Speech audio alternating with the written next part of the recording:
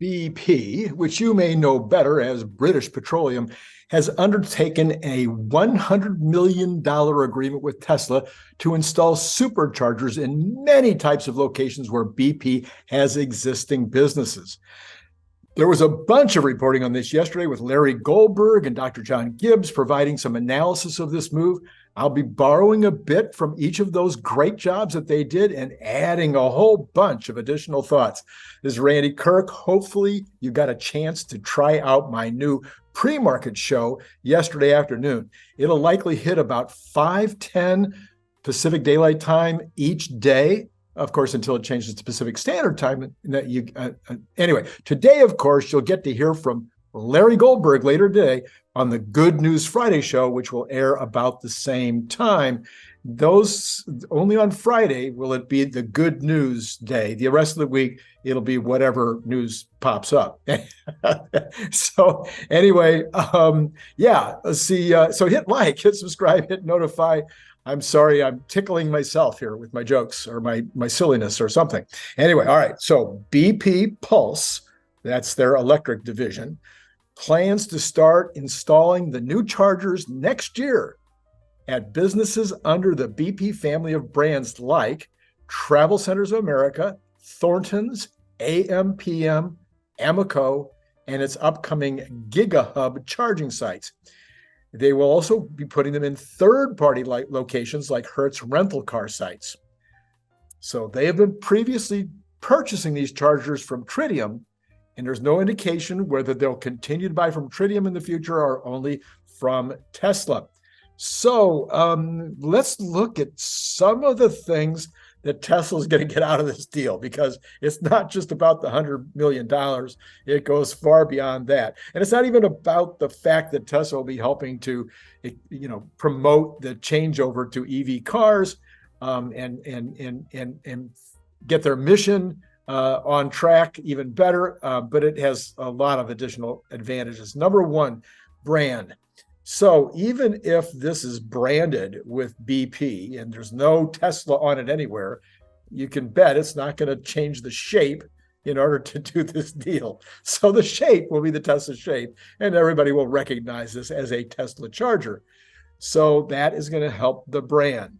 Overall, it's going to help the brand too, because it's more evidence of Tesla being in the driver's seat, so to speak. So number one is brand. Number two, other companies needing chargers for their similar gas stations and mini marts and travel centers and such, they're going to be thinking about Tesla now, because you see, buyers and marketers, I've hired so many buyers, and I've been a marketer my whole life, and I've hired marketers and worked with marketers.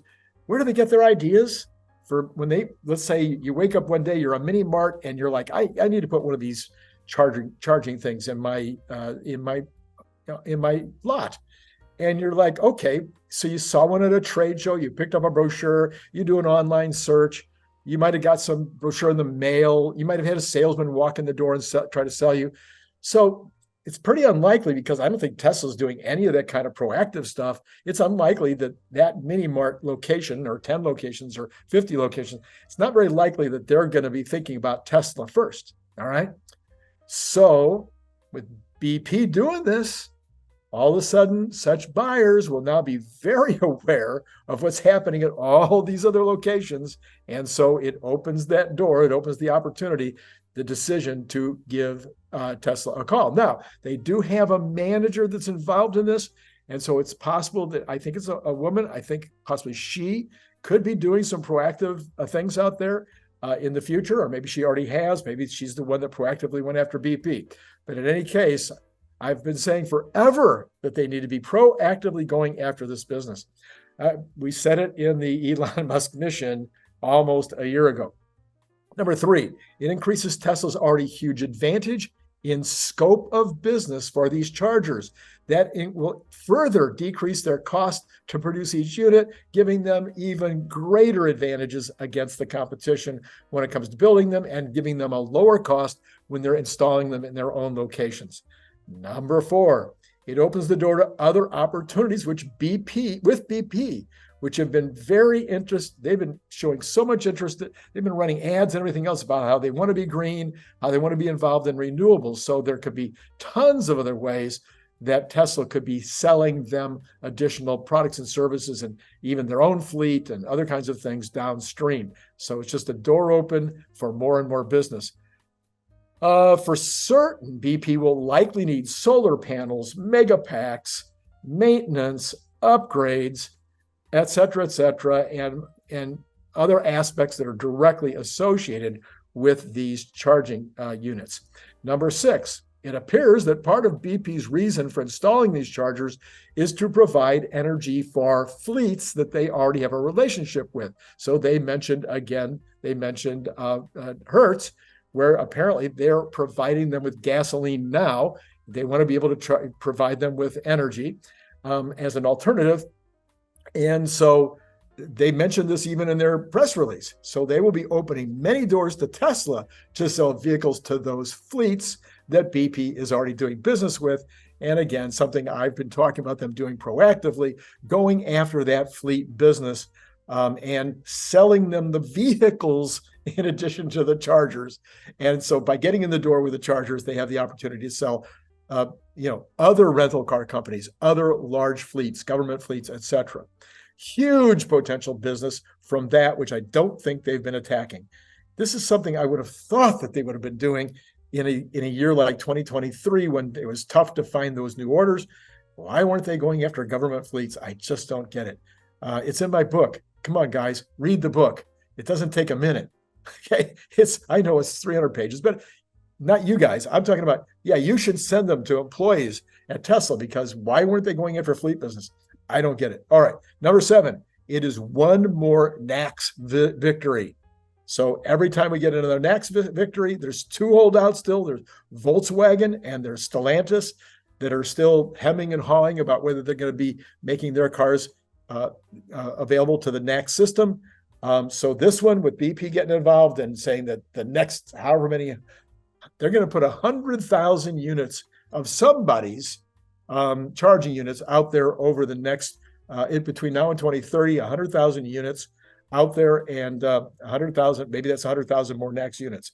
All right, number 8, Tesla in this deal or other deals will be part of the downstream revenue. Don't know for sure on the BP deal whether they're going to make money downstream from the actual energy that's going into the cars, the software system, the revenue processing, or other related services. But on others, it could be that tomorrow they're doing some kind of a deal with 7-Eleven, and maybe on that one they're getting some revenue share. So there's all kinds of possibilities for that downstream. Number 9, BP is also involved on the trucking side. So this opens the door for the mega chargers that are going to be going into the truck locations. And, that's just one more potential way to build out that infrastructure as well. Number 10, because Tesla is by far the lowest cost producer of these products, hopefully there's a very nice margin in selling them. Typically on OEM sales, your margin might be less than 20%. But if there's no competition for Tesla at these price points, so hopefully they're willing to make a nice profit on these. I hope so. Anyway, on top of all of this, you have Larry Goldberg talking about his early prognostications that Tesla will become a supplier of many, many items to others in the business, the car manufacturers, etc. His biggest expectation is that not just FSD, but the entire operating system will be licensed to other car makers, and maybe very soon. Everybody talks about Ford being one of those possibilities. And with Ford just pulling way back on their plans for EVs, they should be looking for a partner to be able to keep them in business after 2026. So this BP deal is just one more door open to say to those OEMs, hey, it's okay. You can call Tesla. It won't hurt. All they can say is no, and they'll probably say yes. Anyway, here's a card right here for yesterday's show that took a look at how all the various products will be going great guns. All of Tesla's products will be going great guns by 2026, including Optimus and including FSD and including Robotaxi. I didn't even talk about Dojo in that, but Dojo, if it's going to be offered as a service by 2026, I'm quite confident that then it will be going great guns in 2026.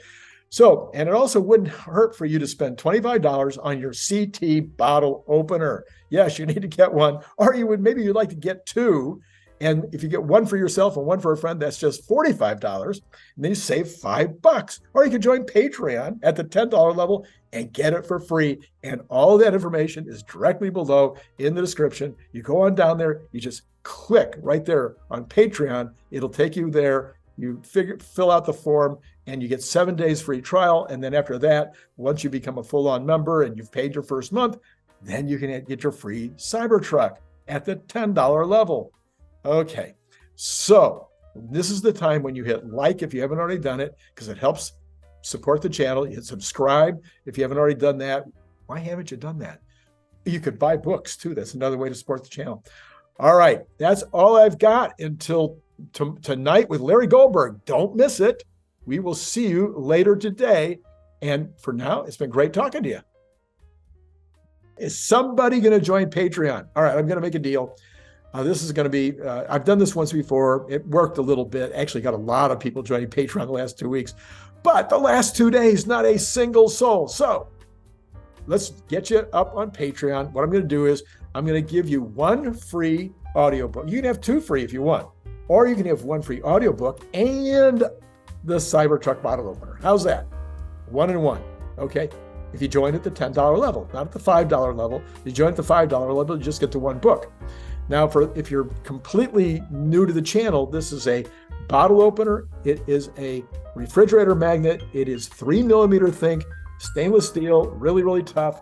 Comes in a very cool magnetic box that makes it a great gift item.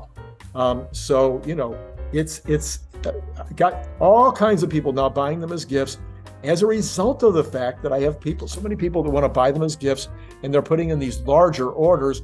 I do have it all down. I think I put it all down below. I'll have to double check and make sure that it's up to date. They're normally $25 a piece. You get two for $45. You get three for $60. Okay.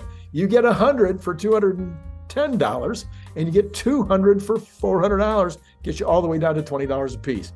If you are out of the country, I need you to add another $20 to that for freight, whichever one of those ones you pick. And then if you are, and then please let me know camo or regular. And of course you can mix and match if you buy quantities, however you want to set that up. So is there anything else I have left for you tonight? I think I've said it all. I have enjoyed speaking with you yet again.